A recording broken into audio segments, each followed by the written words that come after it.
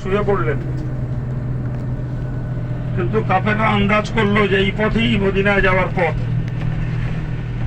ফলে কাফেররা সেদিক লক্ষ্য করে এগোতে থাকলো, এমনকি পাহাড়ের গুহার মুখোমুখি তারা পৌঁছে গেল। যাওয়ার পর হযরত আবু বকর নিচের থেকে নজর করে উপরের দিকে কাফেরদের পাগুলি দেখা যাচ্ছে। হযরত আবু বকর তখন রাসূলকে ডেকে তুলে বললেন, ইয়া রাসূলুল্লাহ, একবার যদি ওরা আমাদের পায়ের দিকে নজর করে আমাদের দেখে ফেলবে। রাসূল বুঝলেন আবু বকর মনে মনে ভীতু। তখন রাসূলুল্লাহ বলেছিলেন, লা তাহজান ইন্নাল্লাহ মা'ানা, কোনো চিন্তা করো না, আল্লাহ আমাদের সঙ্গে রয়েছেন। মুহূর্তের ভিতরে ওই গুহার মুখেই মাকড়সা জাল করলো।